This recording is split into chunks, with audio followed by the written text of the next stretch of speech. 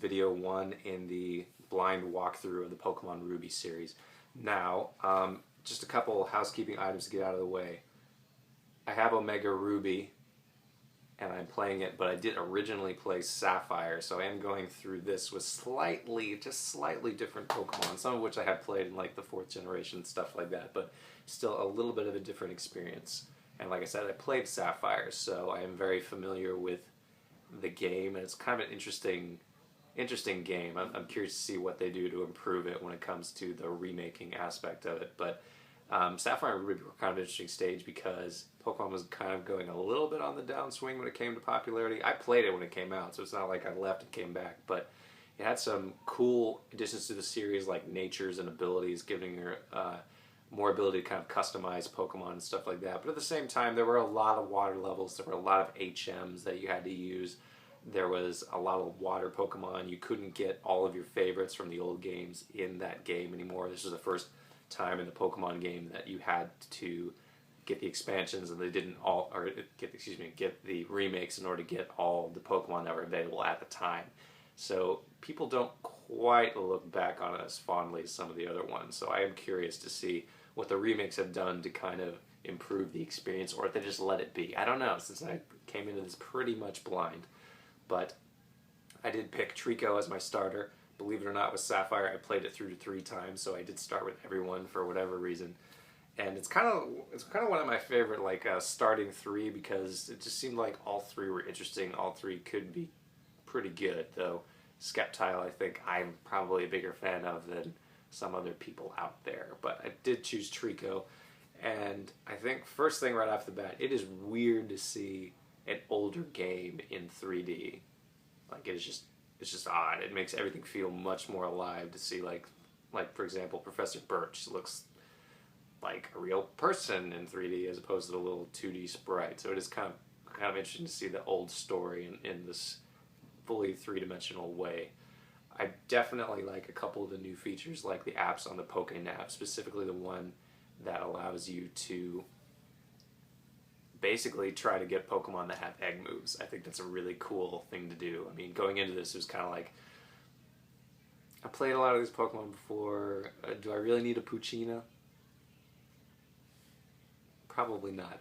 But it was cool that, Poochyena is a great example because I'm probably not interested in it, but I'm certainly interested in grabbing one that has Thunderfang, and I did. And that's probably the example that the game gives you, but I've got a few Pokemon like that. Like Seedot, I picked up one that has Bullet Seed, which makes it way more useful than before.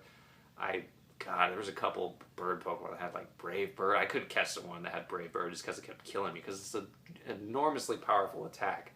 I think I picked up one of them with a special normal move I had never even heard of that I think is base power like 140 or something crazy. So it's cool to see the Pokemon with the egg moves, and I definitely like that feature of it.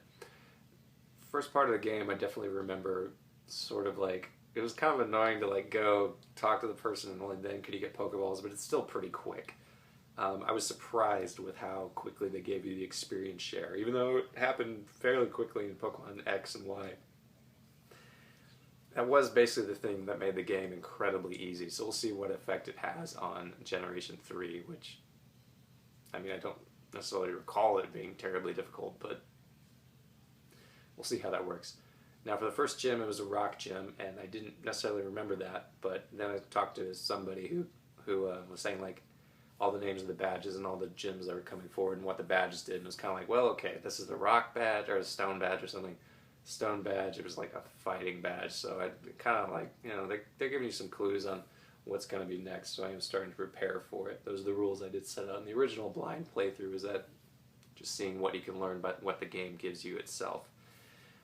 I did start with Treecko, but I didn't actually need him for the rock gym because I had the Seedot, which pretty much did that. Also, a Wingull with its water attack did pretty well. And then I had a Shroomish as a backup anyway. Oh, which reminds me, I definitely like the little feature that shows you like the Pokemon that are in the area if you've seen them before, and like if you've caught every single Pokemon in that area. I like that. It's kind of a cool little update that I think it'd be nice if they continued that, but I don't know if they will. But definitely beat the Stone Badge. About to continue with the story from now. One of the things I remembered from the first game is not realizing there was a Ralts in a very early section and only in that very early section. So I did stick around and catch one. So right now my team is looking like Treecko, Ralts, the Wingull. C-Dot I'm not using right now because it evolved and now it's a dark Pokemon. I know I'm going to face a fighting gym, even though one of them I think is a water Pokemon, possibly. Who else am I using? I'm getting sort of the bug evolutions out of the way.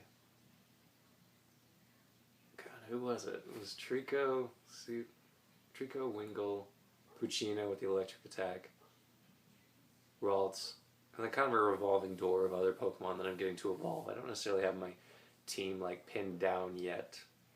Though now that I think about it, I am going through the third game while they have like the special physical split now, because originally like things like the lobster Pokemon, for example, in this game weren't necessarily that great because while it was a water Pokemon, most of his attacks were special and didn't have a high special attack. So it'd be interesting to see how just that little change affects the game. Man, I didn't even think about that until just now in this video.